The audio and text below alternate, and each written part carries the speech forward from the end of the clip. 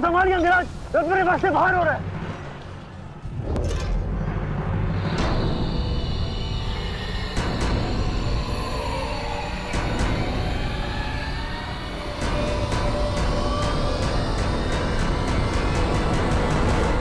आदेश करें अंगराज। जब परिस्थिति पीछे ढकेले तो मनुष्य को आगे बढ़ परिस्थिति को पीछे ढकेल देना चाहिए।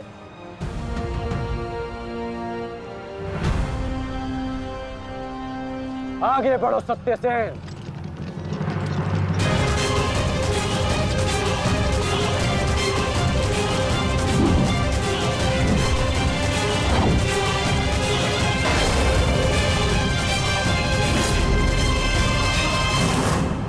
पिछली बार वो भाग्यशाली निकला, परंतु हर बार उसका भाग्य उसका साथ नहीं देगा। आचार्य, मैं जाके उस भीम को संभालता हूं, आप यहां रुक के सेना का नेतृत्व की। चलो साथी।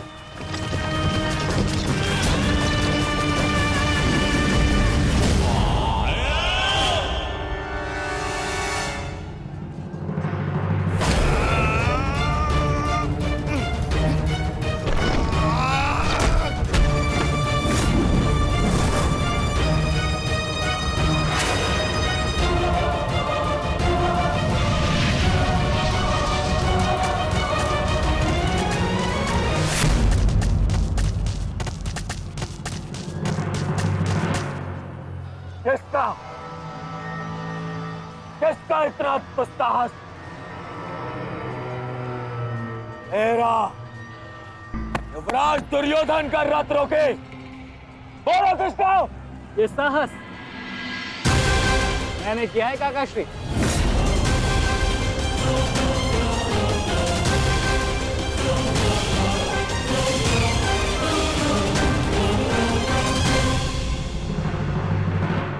अब बताओ गदाधारी भीम, हम पांचों के साथ युद्ध करने में तुम्हें कहीं भय तो नहीं लग रहा है? भय और भीम को तुम कौरव भाइयों से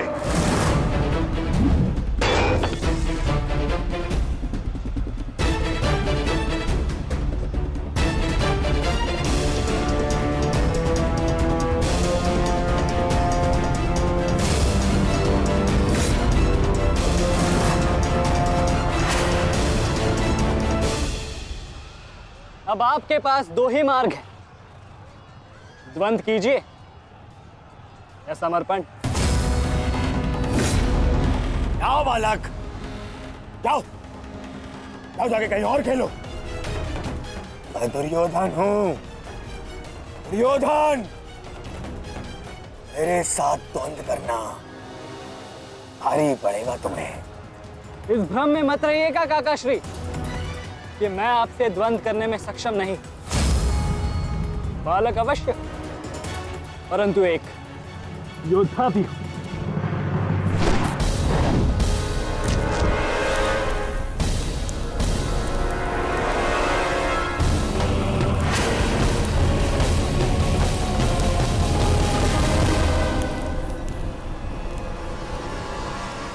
उत्तम, अति उत्तम अभिमन्यु। परंतु यदि तुम्हारा ये खेल समाप्त हो गया हो तो मैं जाऊं? क्या है ना, बहुत ही महत्वपूर्ण द्वंद करने जाना है मुझे। तुम्हारे लिए समय नहीं है मेरे पास अलग। परंतु द्वंद में आगे जाने का अब एक ही विकल्प है काकाश्री, कि आप मेरी चुनौती स्वीकार करें और मुझसे द्वंद्व करे।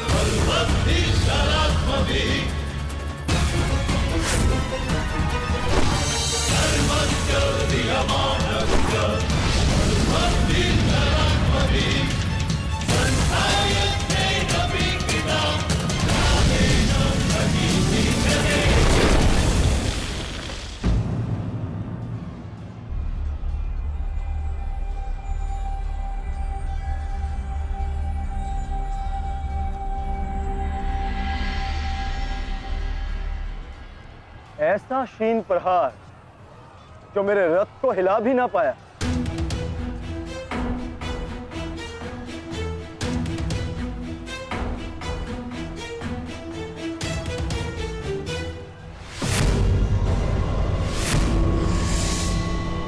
अच्छा, तो सब घेर कर प्रहार करोगे?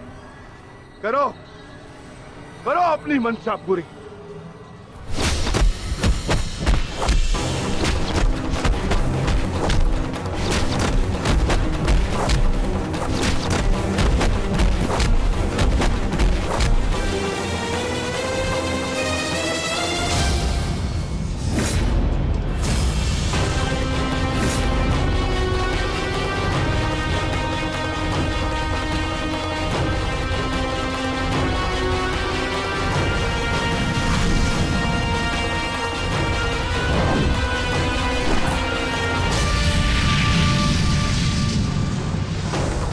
सावधान अंगराज!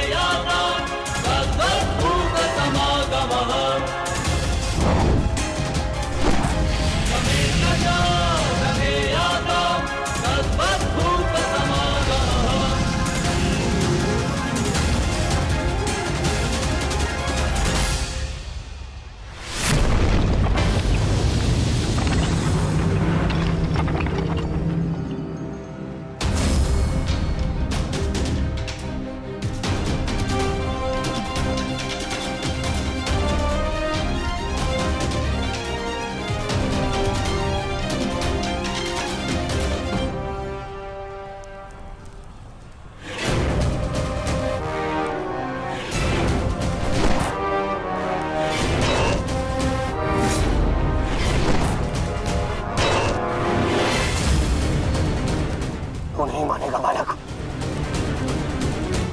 नहीं मानेगा तू। तो ठीक है, मेरे हाथों मृत्यु को प्राप्त होने के लिए तत्पर हो जा।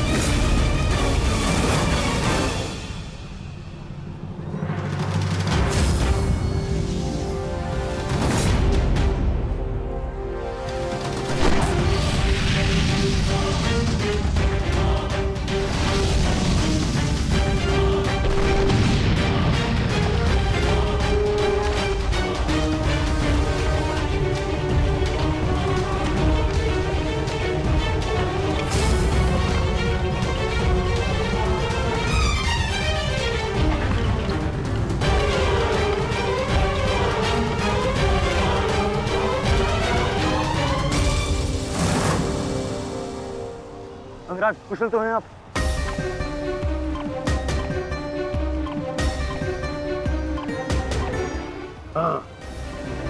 परंतु अगर ऐसे ही चलता रहा तो शीघ्र ही अर्जुन हमें इस कुरुक्षेत्र से बाहर निकाल देगा। क्या करें अंगराज?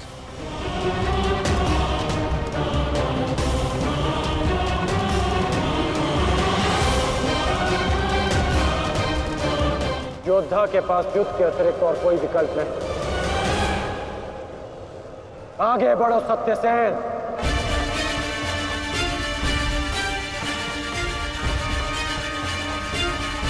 प्रतीत होता है माधव कि कर्ण को युद्ध भूमि से दूर रखने के लिए यह अस्त्र पर्याप्त होगा। किसी निर्णय पर शीघ्र पहुंच जाना उचित नहीं होता पार्थ।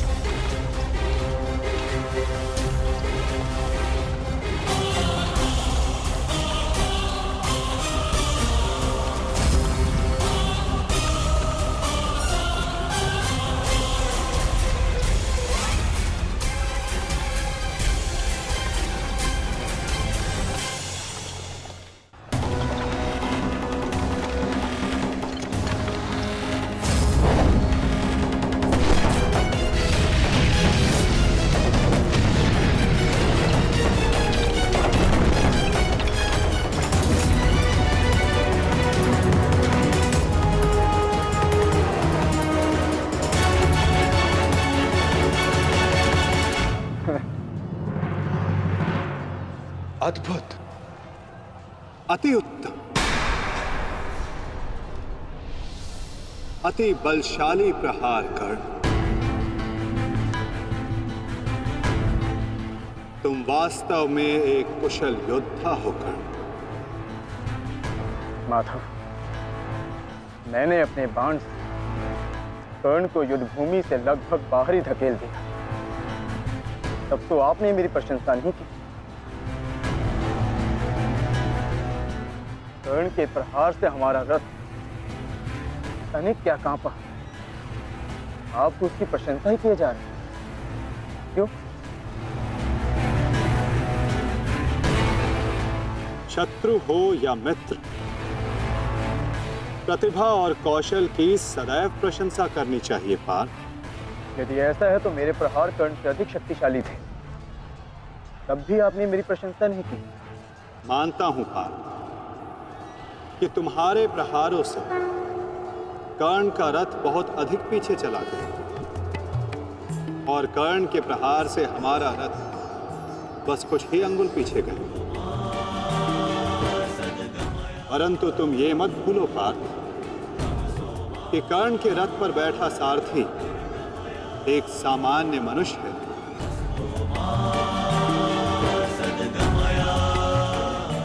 और तुम्हारे इस रथ पर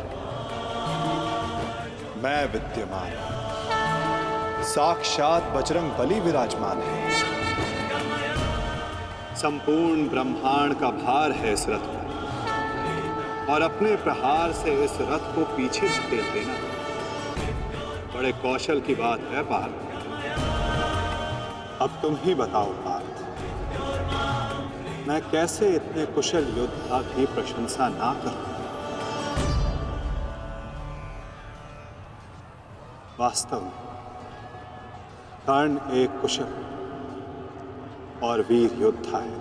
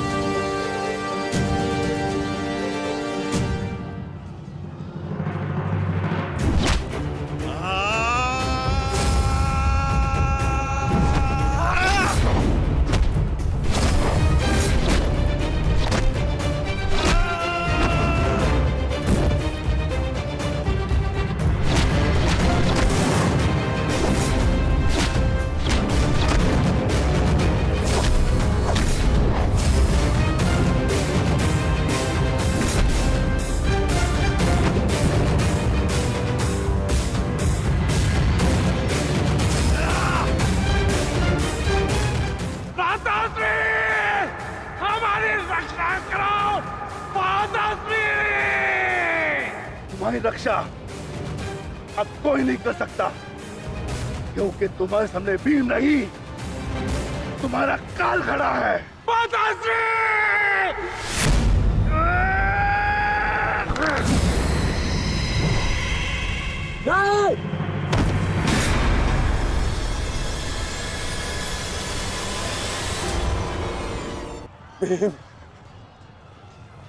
तूने क्या किया?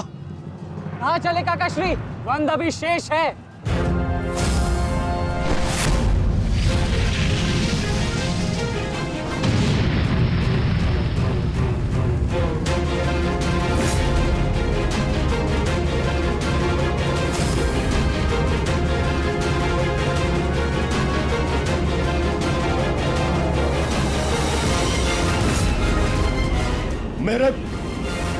मेरे मार्ग में मत आ बालक, हट जाओ।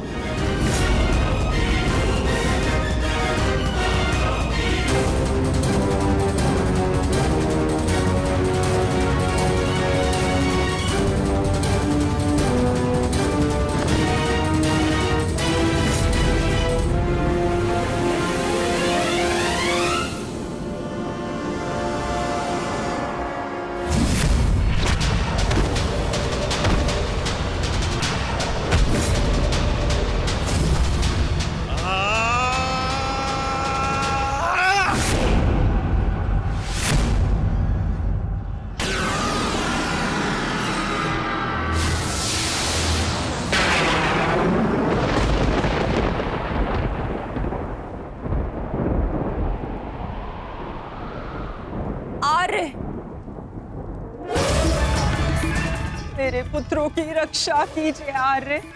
उनकी सुरक्षा के संकेत मेरे जलाए दीपकों की लौ डगमगा रही है। मेरा हृदय बहुत व्याकुल हो रहा है स्वामी। ये अवश्य ही कोई अपशगुन है।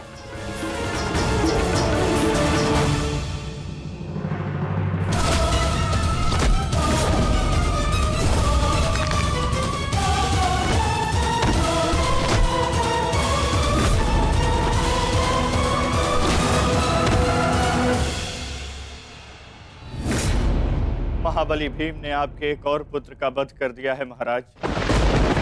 कह दीजिए संजय से ये सत्य नहीं है। ऐसा नहीं हो सकता। यही सत्य है महाराज। महाबली भीम ने आपके पुत्रों का नाश करना आरंभ कर दिया है।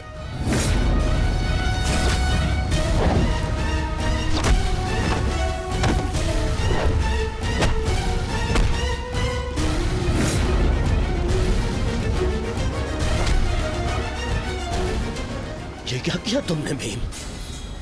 ये क्या किया? सामर्थ्य है तो आकर मुझसे लड़। मेरे भाइयों का रथ क्यों भा रहा है?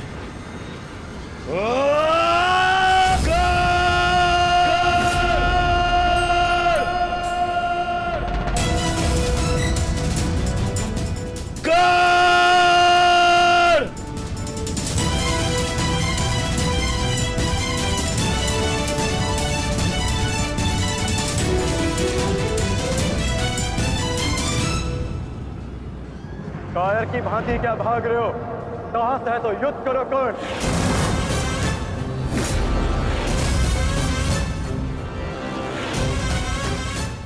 रणछोड़ की उपाधि मेरे लिए अपमान नहीं सम्मान है। ये मैंने माधव से ही सीखा है कि कभी कभी युद्ध टाल देना श्रेष्ठ होता है।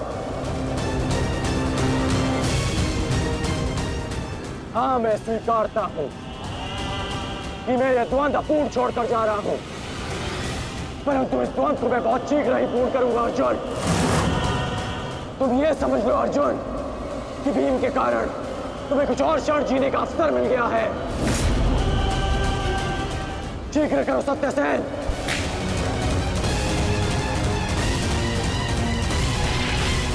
सावधान कर्ण।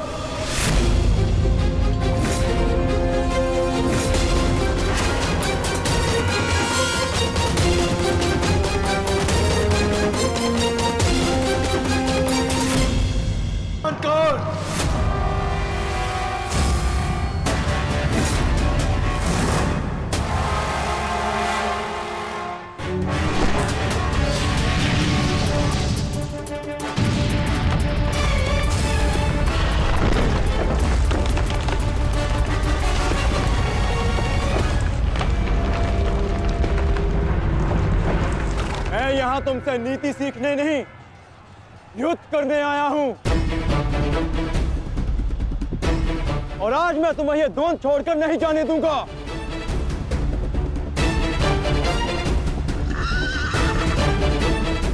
अब क्या करें अंगराज?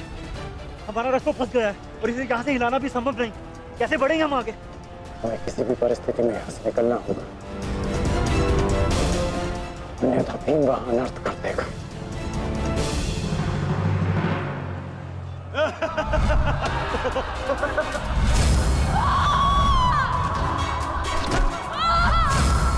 आओ दासी द्रौपदी, आकर मेरी टंगा में बैठो।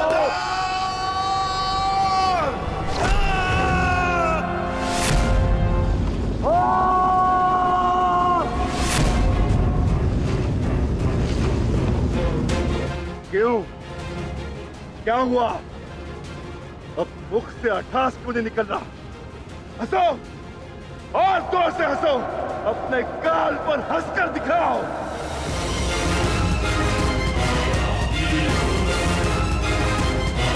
सैनिकों,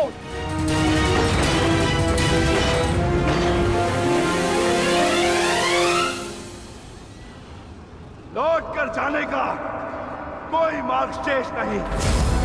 केवल एक ही मार्ग है, जिस मार्ग पर चलकर तुम अपनी मृत्यु प्राप्त करोगे, और मैं अपने प्रतिशोध का लक्ष्य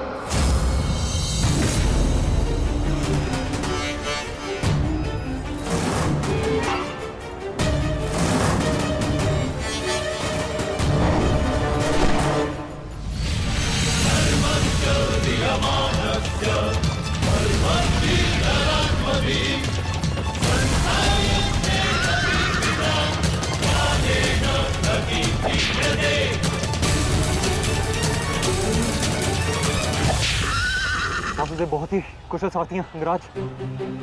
अर्जुन को इस प्रकार नहीं रोक पाएंगे आप। अब एक ही उपाय है,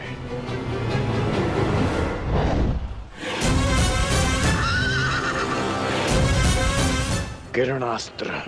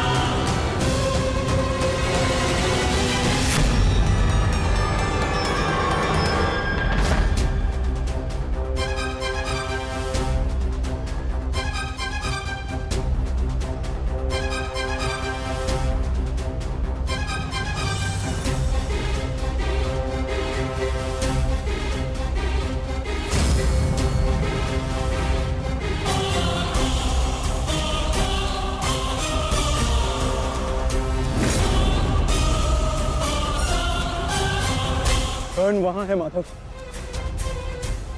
अश्वत्थामा!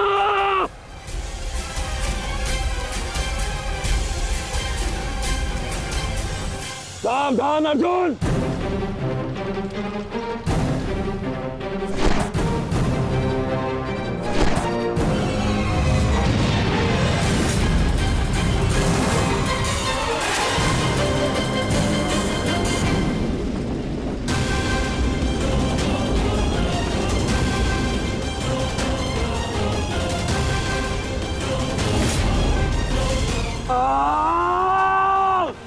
संजय, तुम मौन क्यों?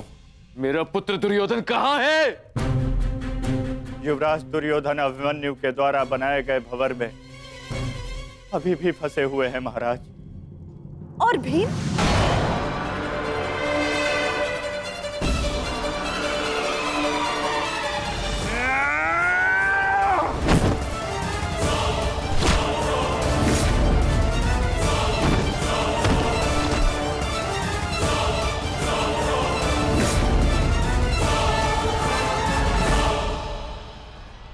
महाबली भीम आपके एक और पुत्र की ओर काल बनकर बढ़ रहे हैं महारानी। संजय, इतनी निष्ठुरता से तुम ये समाचार कैसे दे सकते हो संजय? कैसे? क्षमा चाहता हूं महारानी, किंतु मैं अपने कर्तव्य को पूर्ण कर रहा हूं और मेरा कर्तव्य यह है कि मैं आपको सत्य बताऊं। और सत्य यह है कि आपके पुत्रों का नाश आरंभ हो चुका है।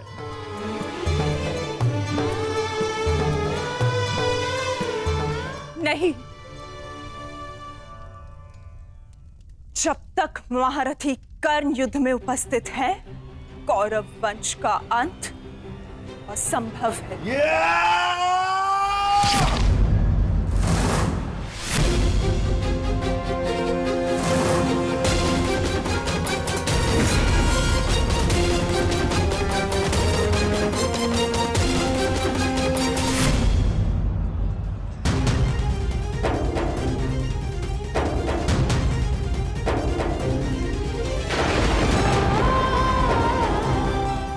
रक्त बह रहा है।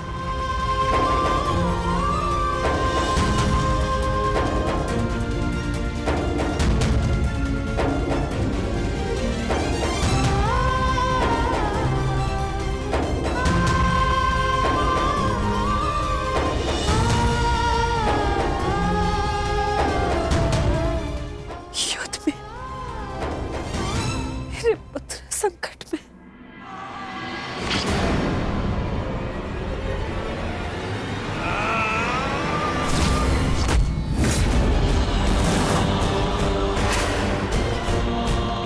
मैं तुम्हें चेतावनी दे रहा हूं कर्ण कि तुम मेरे और कौरव के मध्य मत आओ, क्योंकि तुम मेरा आखेट नहीं, तुम अर्जुन का लक्ष्य हो। मैं अपने अनुज से उसका लक्ष्य नहीं छीन सकता। इसका अर्थ ये नहीं कि मैं तुम्हें दोबारा छोड़ दूंगा।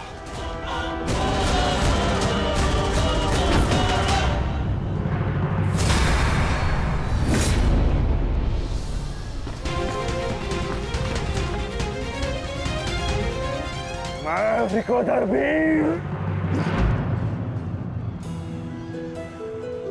भक्त, एक क्षण के लिए ऐसा लगा कि ये मेरा रक्त है, परंतु नहीं, ये रक्त तुम्हारा है। रक्त का रंग तो एक ही है हमारा। एक क्षण के लिए ही सही तुमने इसे अपना रक्त समझा, इसीलिए तुम मेरे मानस अनुज हुए और तुमसे ज्येष्ठ होने के नाते मैं तुम्हें समझा रहा हूं। बस कर्ण बस, एक और शब्द नहीं। इतना दुस्साहस दुर्योधन के फेंके गए ग्रास पर पलने वाले सूतपुत्र स्वयं को मेरा भाई कहने की उदंडता दिखा रहा है। अंतिम चेतावनी दे रहा हूं, हट जाओ मेरे मार्ग से। युद्ध का मार्ग मैंने स्वयं चुना है और इसे मैं नहीं छोड़ने वाला।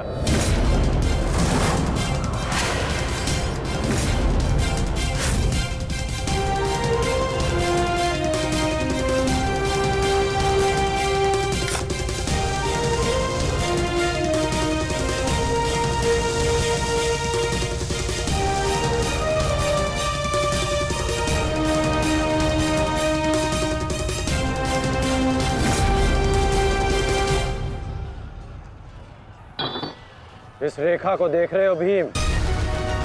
इस रेखा के घेरे के भीतर कौरव सुरक्षित हैं। सूर्यास्त होने में कुछ ही क्षण शेष हैं। यदि कल भी युद्ध करना चाहते हो तो इस रेखा को मत लांघना। प्रतीत होता है कि तुम्हारी जीवन रेखा आज ही समाप्त होने वाली है कर्ण। कल का सूर्योदय क्या, आज का सूर्यास्त भी तुम्हारे भाग्य में नहीं। सूत पुत्र कर्ण, मैं तुम्हें एक अवसर देता हूं। प्रहार करो मुझ पर, आओ युद्ध करो मुझसे। आगे बढ़ो कर्ण।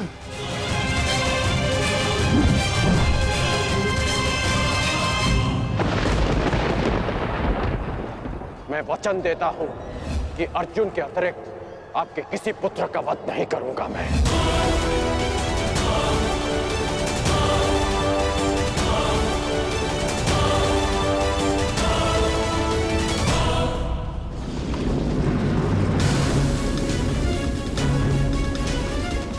इस भंवर को ऐसे नहीं तोड़ा जा सकता। इसे तोड़ने के लिए मुझे इस भंवर के दिशा के विपरीत दिशा में घूमना होगा ताकि इस भंवर का प्रभाव कम कर सकूं।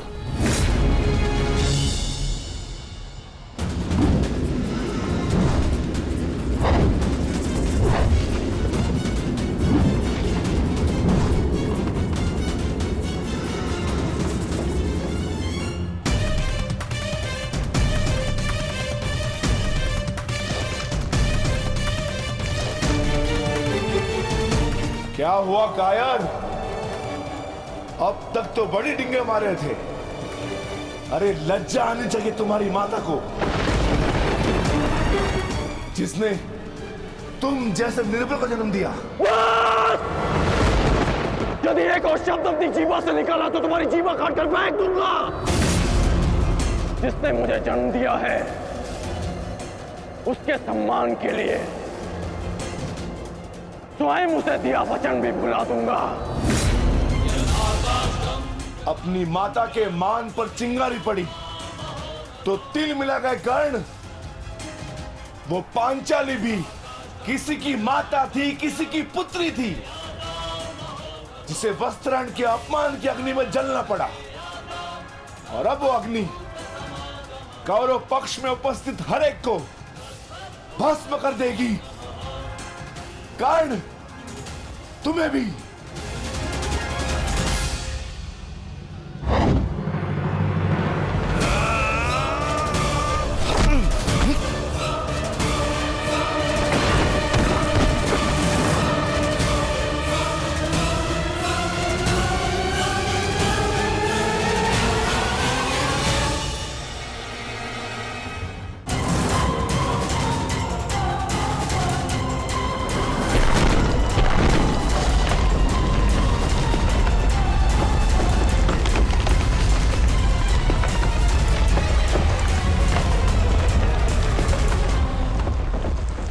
एक महत्वपूर्ण सूचना है कौंते।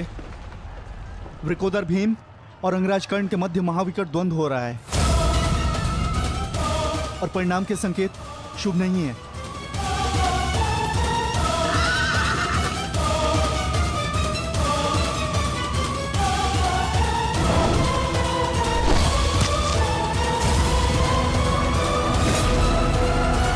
माता, रथ को भ्राता भीम की ओर ले चलो।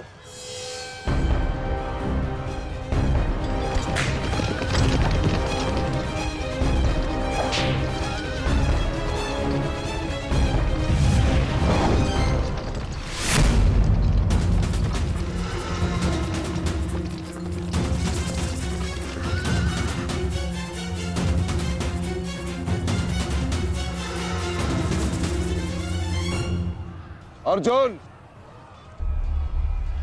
तुमने हर एक परीक्षा में सफलता पाई है। देखना यह है कि तुम इस परीक्षा में सफल होते हो या नहीं।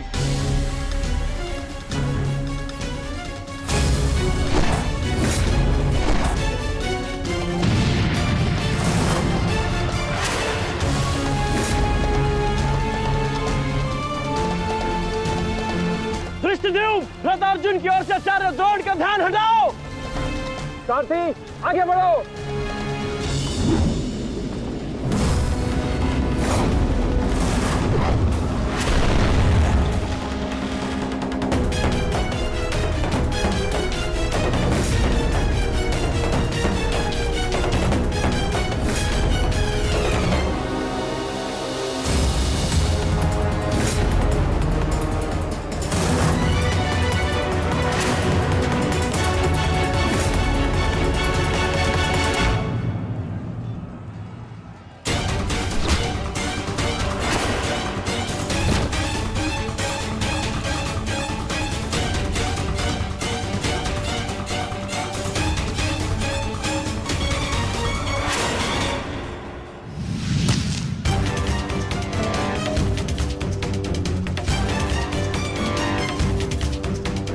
तुम बार बार मेरे समक्ष क्यों आ जाते हो? क्योंकि आपके प्रारब्ध में मुझसे द्वंद्व लिखा है आचार्य, अर्जुन से नहीं। हट जाओ मेरे मार्ग से। सावधान।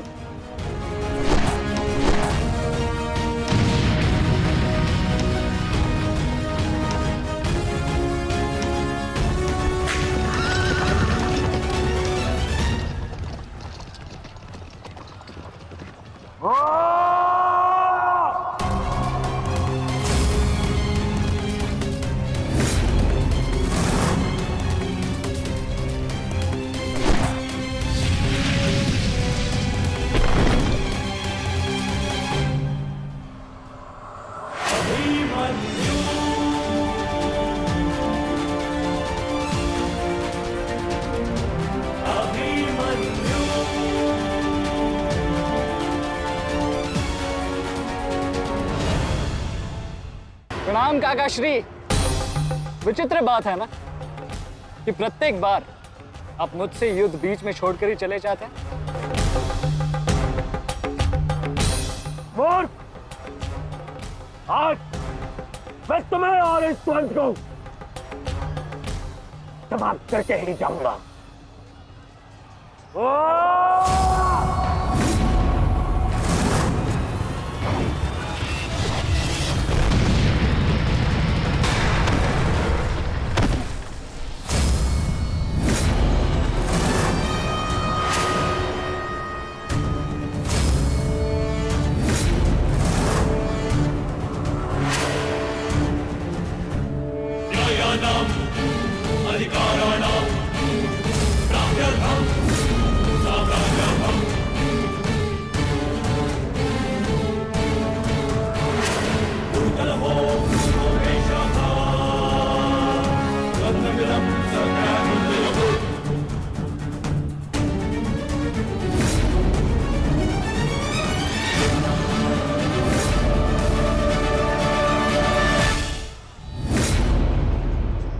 अपना सर्वश्रेष्ठ प्रदर्शन करना पुत्रों। अपने पिताओं की प्रतिज्ञा को स्मरण रखना और अपनी माता के अपमान को मत भूलना। पुत्र, ये धागा तुम्हारी हर विपदा से रक्षा करेगा।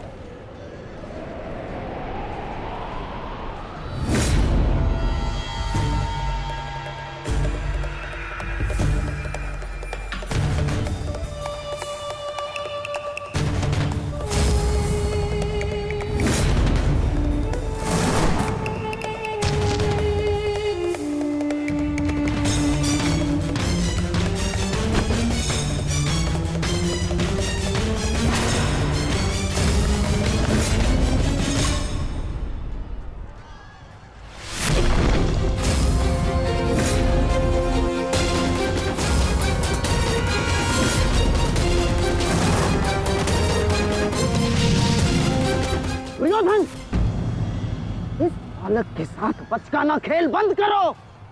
वहां देखो, कर्ण और भीम के मध्य घातक संग्राम छिड़ा है। इससे अच्छा अवसर कभी नहीं मिलेगा मेरे होने वाले सम्राट। ना, जाओ और इस दुस्साहसी भीम का अंत कर दो। जाओ।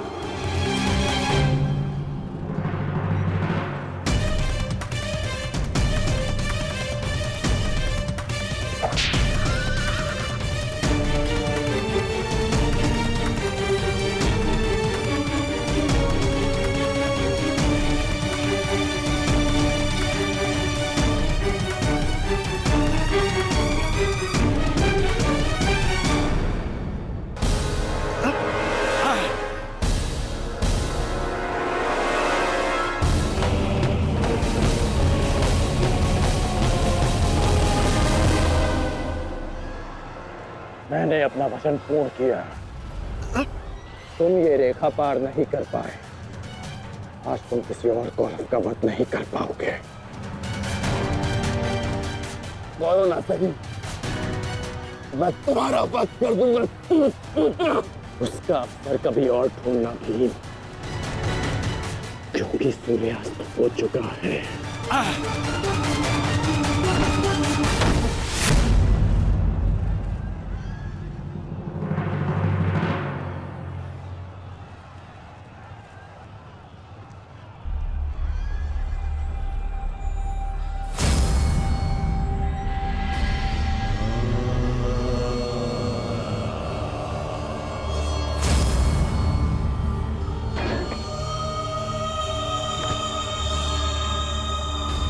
अनुज, मुझसे मुझसे बात करो। तुम्हारा चेष्टा है, उत्तर दो से।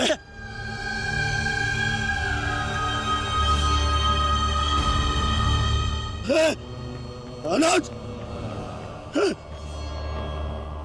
अनुज उत्तर दो। ये क्या हो गया? तुम सबने कभी अपने देश की बात का उल्लंघन नहीं किया, तो आज ये उदंडता क्यों?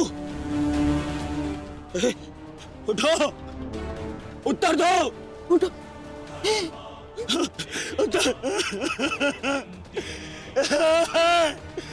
बात करो मुझसे।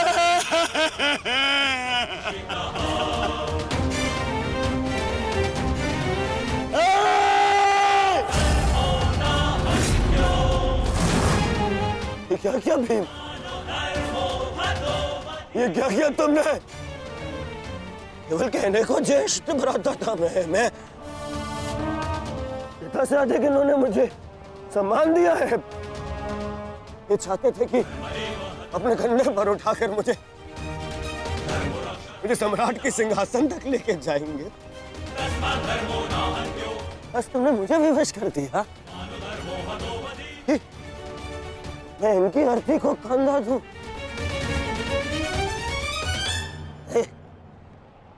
तुमने उचित नहीं किया है भीम,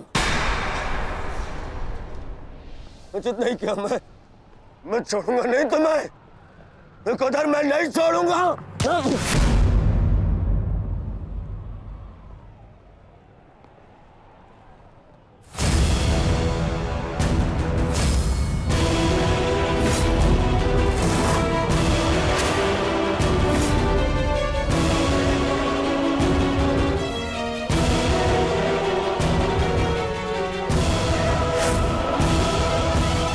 शांत युवराज, युद्ध के नियम के अनुसार आज का युद्ध संपन्न हुआ और इस समय प्रहार करना वर्जित है। और प्रतिकार करना नहीं आचार्य, प्रतिकार नहीं।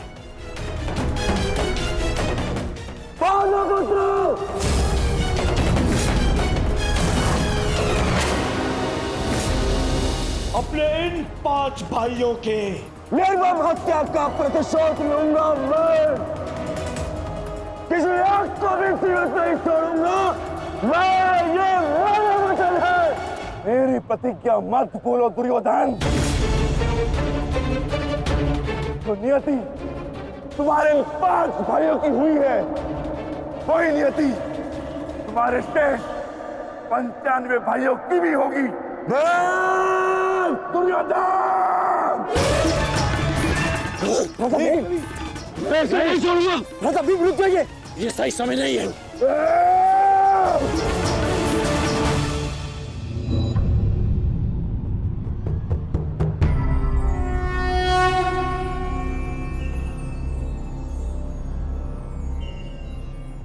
श्रेष्ठ यही होगा कि दोनों पक्ष अपने नियमों को स्मरण रखें।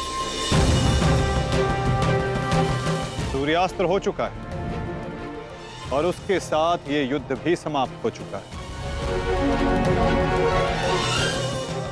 आप दोनों अपनी भावनाओं को कल के लिए शेष रखें और वही उचित रहेगा।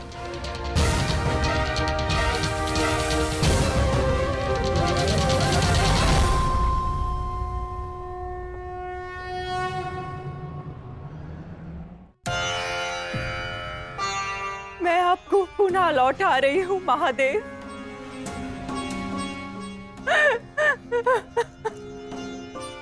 आपने मुझे 100 पुत्रों को आशीर्वाद दिया था और आज मुझे उन्हीं पुत्रों की मृत्यु का दुख भी दे रहे हैं।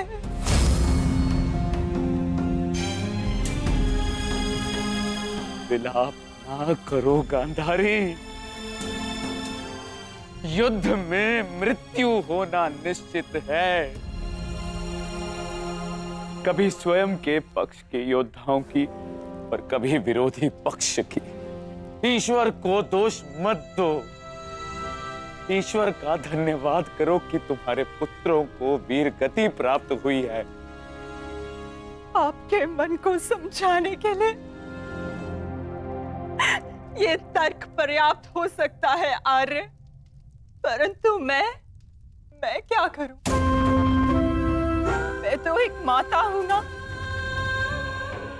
मेरे तप के बदले महादेव ने मुझे ये आशीर्वाद दिया था, तो फिर ये मेरे तप का फल मुझसे कैसे छीन सकते हैं? कैसे आर्य? पूछिए इनसे, इन्होंने ये अनर्थ क्यों होने दिया? जो पहले मुस्कान दी तो फिर बाद में आंखों में अश्रु भर दिए। ऐसे ईश्वर नहीं चाहिए मुझे, नहीं चाहिए। दासी, तुम इस शिवलिंग को इस कक्ष से, इस महल से बाहर कर दो। मुझे नहीं चाहिए कोई प्रभु, कोई मंदिर, किसी चीज की आवश्यकता नहीं है मुझे। तुम्हें जो उचित लगे तुम वो करो गाधा।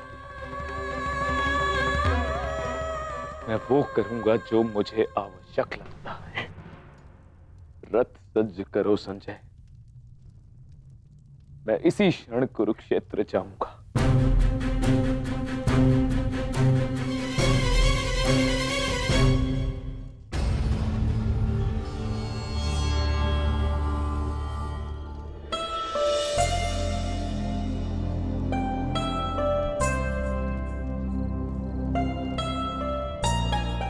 पुत्र,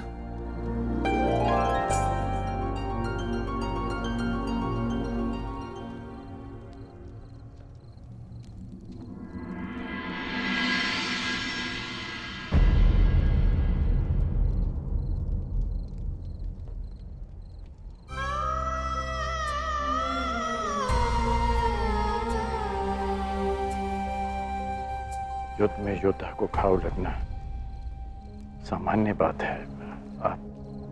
आप चिंतित मत होइए। मैं जो भी कर रही हूँ अपना कर्तव्य समझकर नहीं, बल्कि पश्चाताप समझकर कर रही हूँ। एक पुत्र को खोने का कष्ट, उसकी पीड़ा एक माता ही समझ सकती है। मैं भी एक माता हूँ, परंतु दुर्भाग्य से इस अनर्थ को रोकने में सक्षम नहीं हूं, इसलिए लेप लगा रही हूं अपने मन के घाव को, थोड़ी शीतलता देने का प्रयास कर रही हूं। पुत्र, तुम दुर्योधन के पास जाओ। इस समय उसे अपने मित्र की सबसे अधिक आवश्यकता है।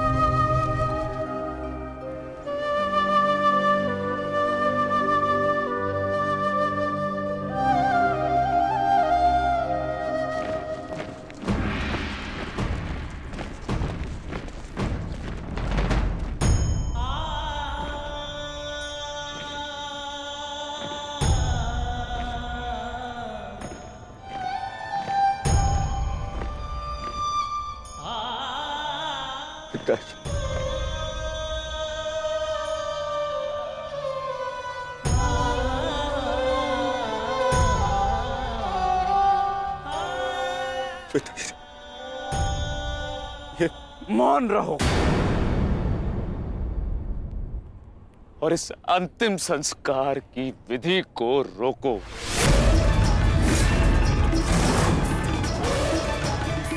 मेरे पुत्रों का अंतिम संस्कार नहीं होगा।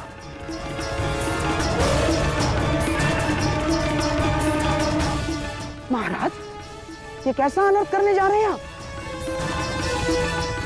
देखिए इस संसार में आने वाले का और इस संसार से जाने वाले का संस्कार अत्यावश्यक होता है, अन्यथा इनकी आत्माओं को कैसे मुक्ति मिलेगी?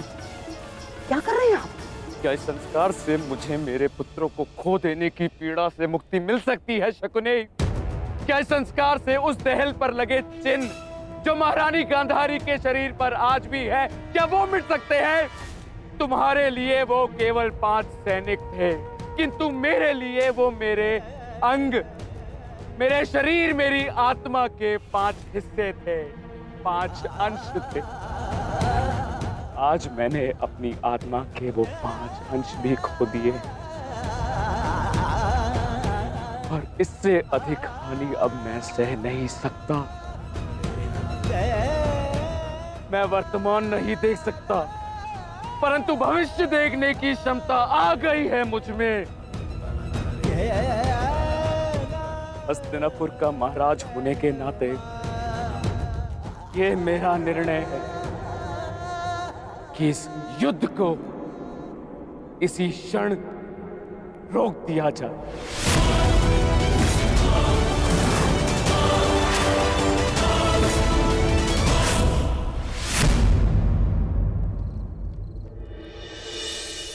पिताश्री,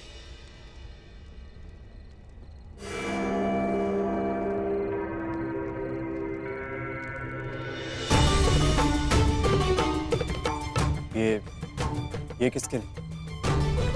आपके लिए पिताश्री। आज आपको अंगराज कर्ण के 2 बाण लगे थे ना,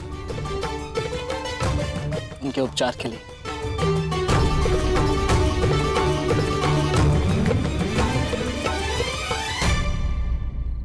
मुझसे अधिक घाव तो तुम्हें लगे हैं पुत्र।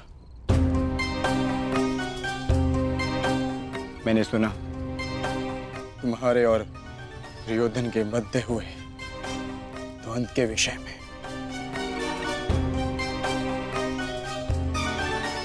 तुम्हें ऐसा नहीं करना चाहिए था अभिमन्यु। दुर्योधन एक दुर्जय योद्धा है, शक्ति में, अनुभव में तुमसे कहीं अधिक। तुम्हें सावधान रहना चाहिए। पिताश्री उचित कह रहे हैं आर्य।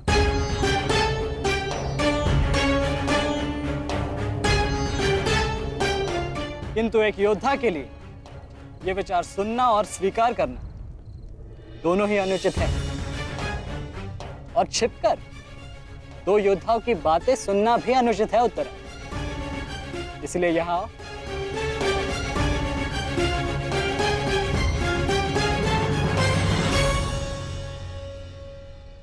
आप ही बताइए पिताश्री, क्या एक पत्नी का अपने पति के लिए चिंता करना अनुचित है?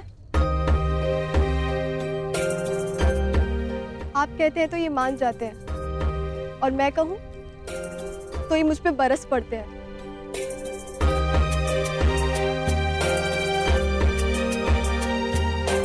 आप ही ने कहा था ना कि काका श्री दुर्योधन के साथ द्वंद्व करना इनके लिए उचित नहीं है। प्रभु का धन्यवाद कि ये सकुशल युद्ध भूमि से वापस आ गए। अगर कोई अनहोनी हो जाती तो? योद्धा यदि वीर गति को प्राप्त करे तो ये उसके लिए गर्व की बात होती है उत्तरा, अनहोनी की नहीं।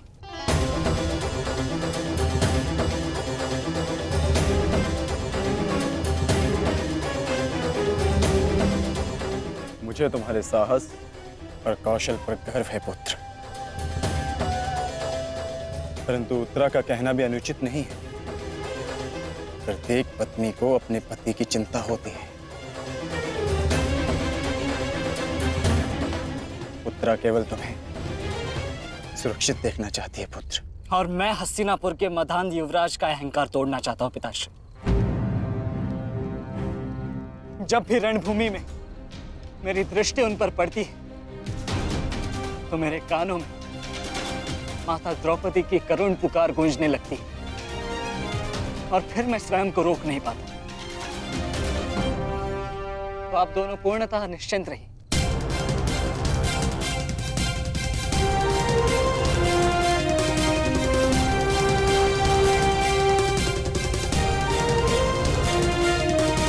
क्योंकि मेरी सुरक्षा के लिए माता यज्ञसेनी का आशीर्वाद है मेरे साथ।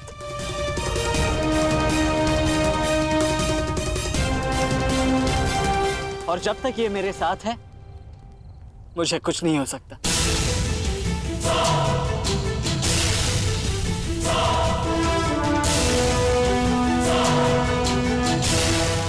आपके तेज के अंश का प्रहार और माता के आशीष की ढाल जब तक मेरे साथ है, मैं काका श्री दुर्योधन के समस्त कौरव सेना का सामना अकेले करने में सक्षम हूं। मुझे उन पांडवों से अब विजय नहीं चाहिए। अब मुझे उनसे अपने इन भ्राताओं के मृत्यु का प्रतिशोध चाहिए। अब यदि आपने इस युद्ध में विराम लगाया तो आपके ये 5 पुत्रों वीर वृषसेन, पितामह और अनेक सैनिक उनके इस युद्ध में दिए प्राणों का, उनके प्रयास सब व्यर्थ चले जाएंगे पिताश्री। ऐसा मत कीजिए पिताश्री। रक्त के बदले रक्त लूंगा मैं।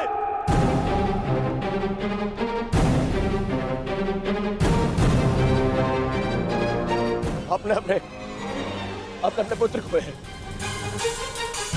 अब वो पांडव अपने पुत्र को के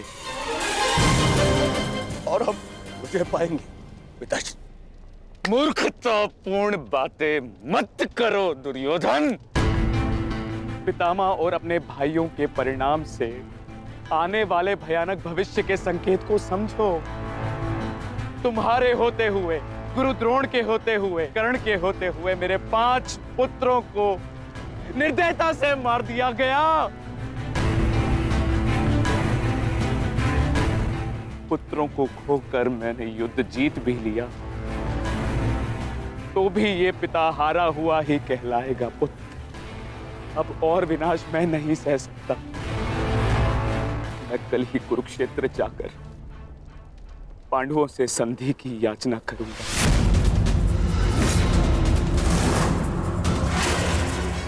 पांडवों से अपने पुत्रों के प्राणों की रक्षा की याचना करूंगा मैं, क्योंकि केवल यही एक मार्ग शेष है। मुझे इस युद्ध भूमि, इस युद्ध से दूर रखने का एक और उपाय है पिताश्री।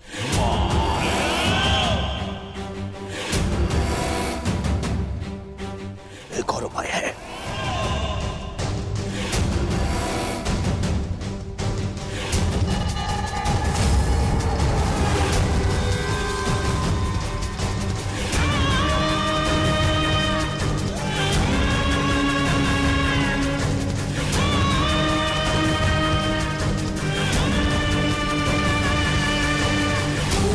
उपाय ये है कि आप इसी क्षण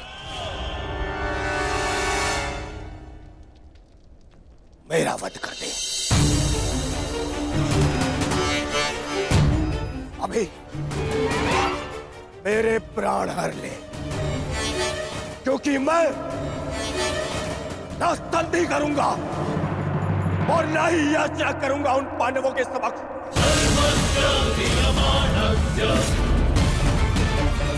उठाइए इस तलवार को और वध कर दीजिए अपने इस एक पुत्र का। अपने इस एक पुत्र का वध करके बचा लीजिए अपने शेष 94 पुत्र। 94 पुत्र।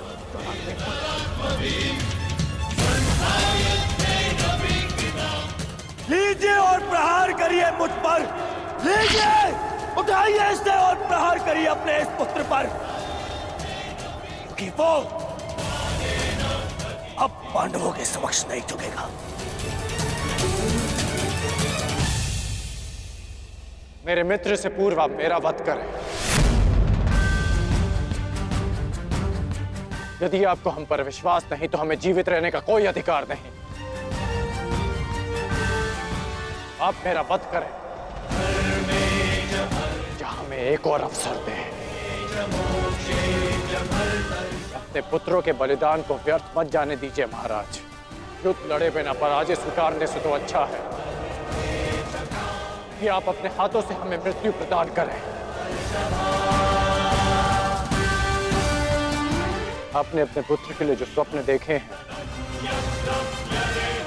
क्या उन पे वो स्वप्न भी सम्मिलित हैं जिनमें वो अपने शत्रुओं के सामने क्षमा याचना करे?